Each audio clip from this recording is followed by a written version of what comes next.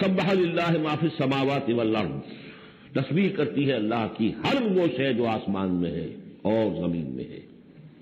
وہو العزیز الحکیم، اور وہ زبردست ہے، کمال حکمت والا۔ آگے چل کر دیکھیے گا کہ اس میں پھر اضافہ ہوگا، سبح للہ ما فی السماوات وما فی الارض، اور ایمفیسس۔ پھر آئے گا یسبح للہ ما فی السماوات والارض، پھر آئے گا یسبح للہ ما فی السماوات وما فی الارض۔ تو یہ مضمون جو ہے ان صورتوں کا بہت اہم ہے۔ یہ تسبیح سے مراد کیا ہے؟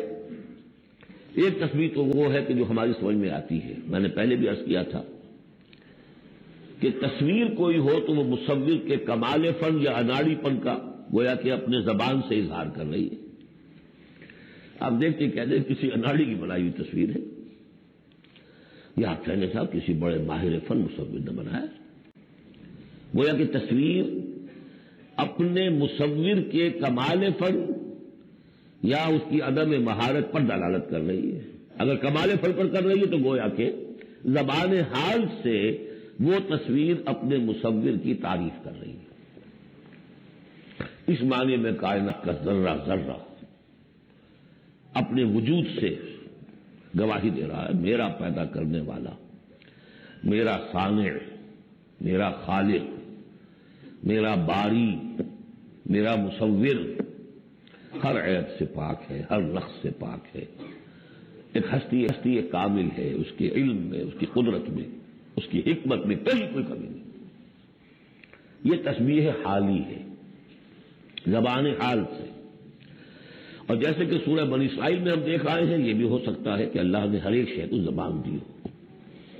سورہ حامیم سجدہ میں بھی الفاظ آئے، ہمارے ہاتھ پاؤں کہیں گے الیوم انطقنا اللہ الذی انطق کل شیء، آج ہمیں اس اللہ نے زبان دے دی، اس نے ہر شے کو زبان دی ہے، تو ہر شے کی بھی زبان ہو سکتی ہے۔ اور سورہ بنی اسرائیل میں تھا وَإِن مِّن شَيْءٍ إِلَّا يُسَبِّحُ بِحَمْدِهِ وَلَٰكِن لَّا تَفْقَهُونَ تَسْبِيحَهُمْ، تو زبان حال والی تسبیح بھی تو ہماری سمجھ میں آ رہی ہے، ہو سکتا ہے، اور معلوم ہوتا ہے کہ وہ ہے ایک کوئی دوسرا پہلو بھی جو ہماری سمجھ سے بالا تر ہے۔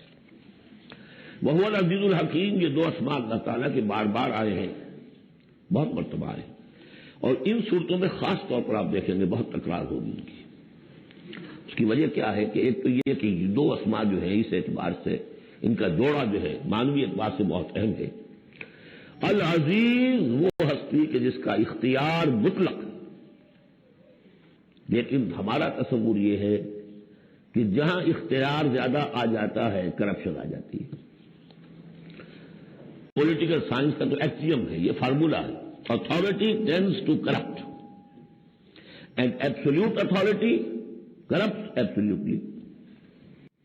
لہذا ساری جو کوشش ہوتی ہے، دستور بنایا جاتا ہے چیکس اینڈ بیلنسز، جہاں اختیار ہے وہاں پہ کوئی چیکس اینڈ بیلنسز بھی ہونے چاہیے۔ اللہ پر کوئی چیک اینڈ بیلنس ہو ہی نہیں سکتا، کس کا ہوگا؟ تو وہ اختیار مطلق العزیز، اس کو بیلنس جو شے کر رہی وہ الحکیم بھی ہے، اس کی حکمت بھی کامل ہے، اس کا کوئی فعل، اس کا کوئی فیصلہ، اس کا کوئی عمل حکمت سے خالی نہیں ہے۔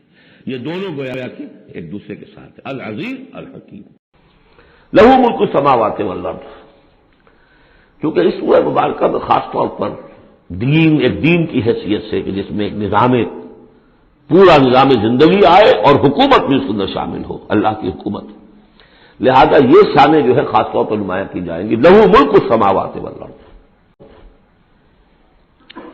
اس کے لیے ہے آسمانوں اور زمین کی بادشاہی۔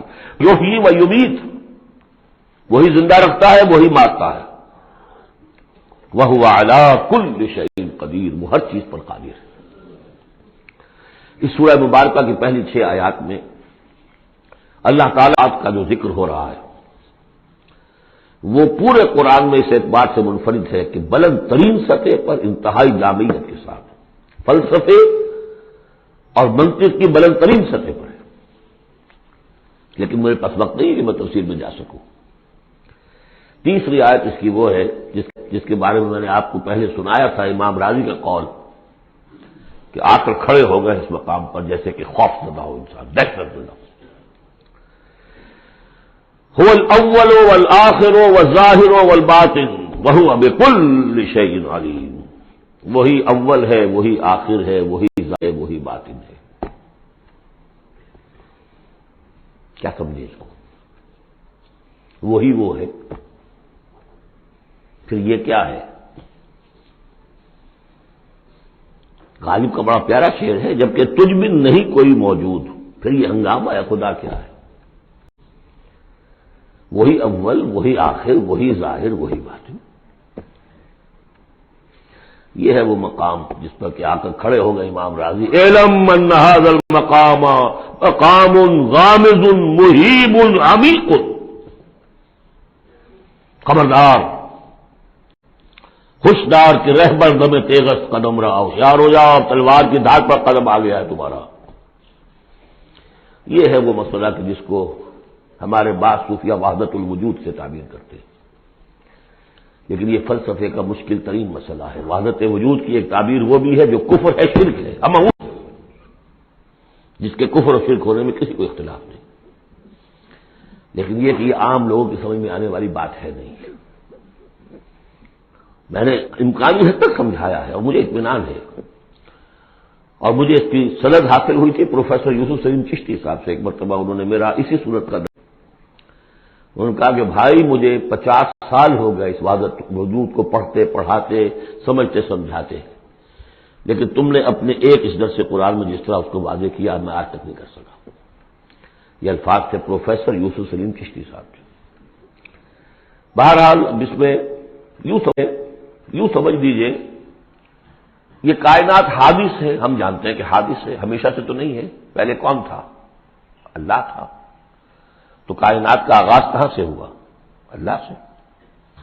پھر ہم پڑھائے ہیں کل من علیہا فان ویبقی وجہ ربک ذو الجلال والاکرام، ایک وقت نہیں رہے گا، وجہ ربک ذو الجلال والاکرام رہ جائے گا۔ تو آخر کون ہوا؟ اللہ۔ اب یہ اول و آخر کے مابین جو ہے، اس کا ظاہر بھی وہ ہے، باطن بھی وہ ہے۔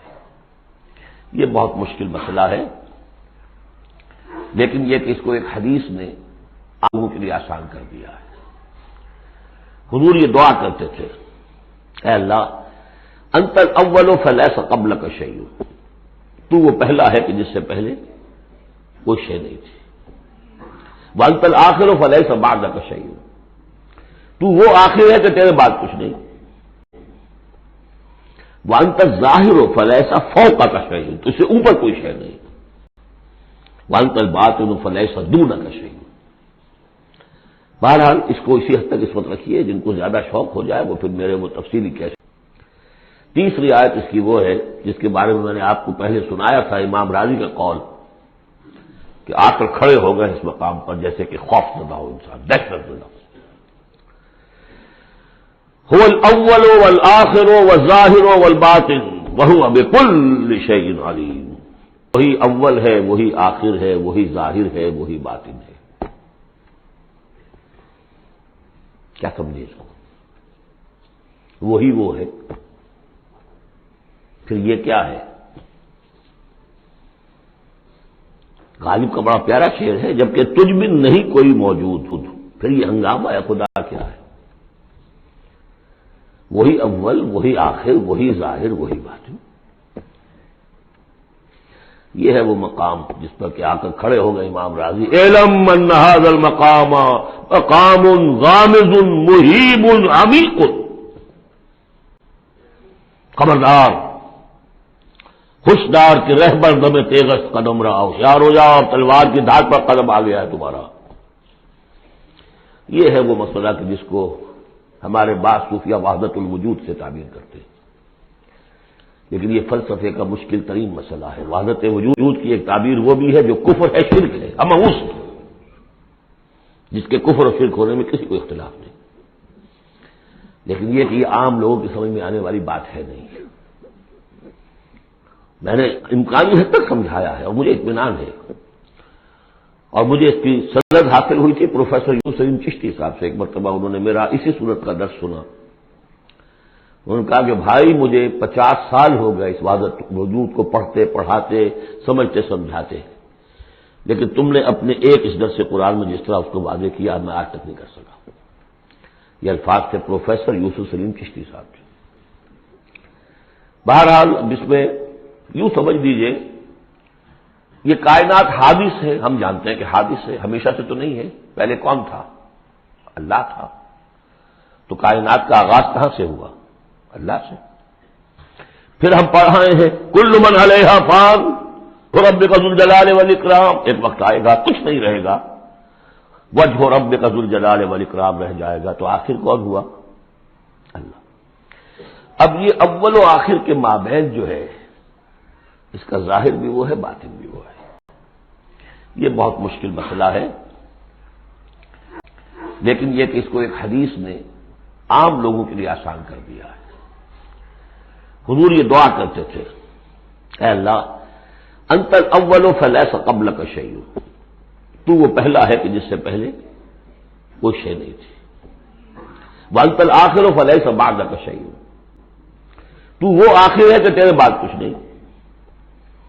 وانت الظاہر فلیس فوقک شیء، تو اس سے اوپر کوئی شے نہیں۔ وانت الباطن فلیس دونک شیء۔